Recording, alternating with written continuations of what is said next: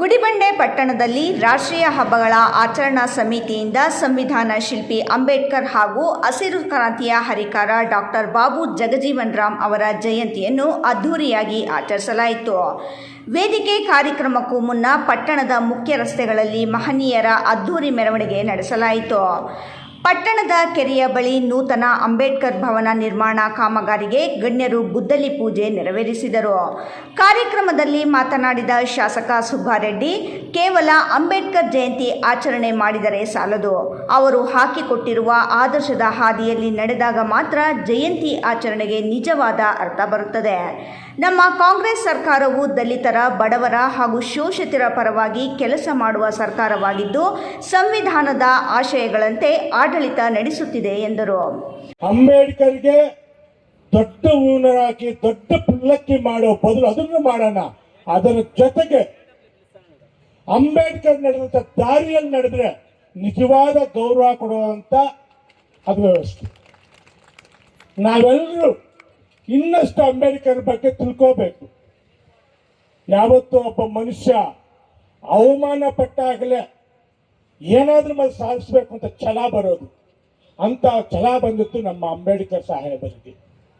ಎಲ್ಲ ಜನ ಹೀಯಾಳಿಸ್ತಾ ಇದ್ರು.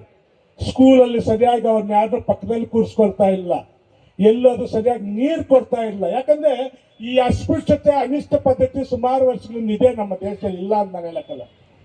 ನಾನು ಇದೇ ಹಳ್ಳಿಯಲ್ಲಿ ಹುಟ್ಟಿದವನು. ನಾನು ಐ ಥಿಂಕ್ 5ನೇ ಕ್ಲಾಸ್ 6ನೇ ಕ್ಲಾಸ್ ಇದ್ದೆ.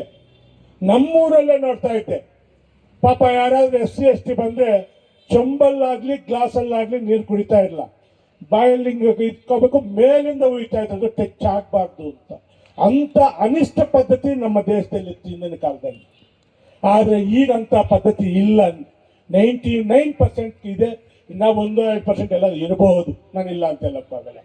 ಆದ್ದರಿಂದ ತಮ್ಮೆಲ್ಲರಿಗೂ ರಿಕ್ವೆಸ್ಟ್ ಮಾಡ್ತೀನಿ, ಅಂಬೇಡ್ಕರ್ ಒಂದು ಮಾತು ಹೇಳ್ತಾನೆ, ನಾವು ಈ ಒಂದು ಪ್ರಜಾಪ್ರಭುತ್ವದಲ್ಲಿ ಮುಂದೆ ಬರಬೇಕಾದ್ರೆ ಮೊದಲು ವಿದ್ಯೆ ಕಲಿಯಿರಿ ಅಂತಾರೆ.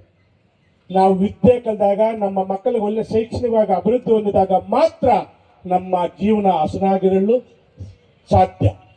ಮತ್ತೆ ಇನ್ನೊಂದು ಸಂಘಟನೆ ಅಂತಾನೆ, ನಾವೆಲ್ಲ ಒಂದಾಗಬೇಕು. ಯಾವುದೇ ಒಂದು ಹಕ್ಕು ಪಡೆಯಕ್ಕೆ ನಾವೆಲ್ಲ ಒಂದಾದಾಗ ಆಗುತ್ತೆ. ಹೋರಾಟ, ವಿದ್ಯೆ, ಸಂಘಟನೆ, ಹೋರಾಟ, ಈ 3 ಮಂತ್ರಗಳನ್ನು ಅನುಸರಿಸಿದ್ದು ಡಾಕ್ಟರ್ ಅಂಬೇಡ್ಕರ್.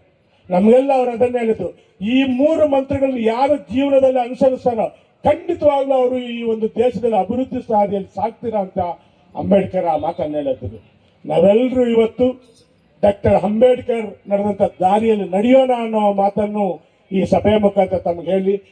ಬಳಿಕ ರಾಜ್ಯ ಉಗ್ರಾಣ ನಿಗಮದ ಅಧ್ಯಕ್ಷ ಎನ್ ಸಂಭಂಗಿ ಮಾತನಾಡಿ, ಮುಂದಿನ ದಿನಗಳಲ್ಲಿ ಗುಡಿಬಂಡೆ ಒಳ್ಳೆಯ ಹೆಸರು ಗಳಿಸಲಿದೆ.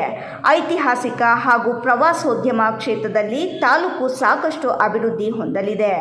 ಕಾಂಗ್ರೆಸ್ ಪಕ್ಷ ಅಧಿಕಾರದಲ್ಲಿದ್ದಾಗ ಸಾಕಷ್ಟು ಜನಪರ ಕೆಲಸಗಳನ್ನು ಮಾಡಿದೆ.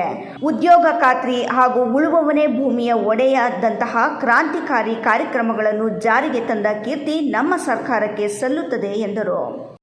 ಒಂದು ದೊಡ್ಡ ಹೆಸರಾದ ಒಂದು ಕಲೆಗಳ ಬೀಡು ಅಂತ ಕೂಡ ನಾನು ಹೇಳ್ತೀನಿ. ಯಾಕಂದ್ರೆ ಇಲ್ಲಿ ಬಹಳ ಬುದ್ಧಿವಂತರು ಇರುವಂತಹ ಸ್ಥಳ. ಇಲ್ಲಿರತಕ್ಕಂಥ ಬುದ್ಧಿವಂತರು ಮತ್ತು ಮಾನವೀಯತೆಗೆ ಬಹಳ ಹತ್ರ ಆಗಿರುವಂಥ ಜನ ಇವತ್ತು ಇಲ್ಲಿದ್ದಾರೆ. ಯಾಕಂದ್ರೆ ನಾನು ಕೂಡ ಈ ಗುಡಿಬಂಡೆ ತಾಲೂಕಲ್ಲಿ ಅನೇಕ ಕಾರ್ಯಕ್ರಮಗಳನ್ನು ನಾವು ಮಾಡಿದ್ದೀವಿ. ಯಾಕಂದ್ರೆ ನಾನು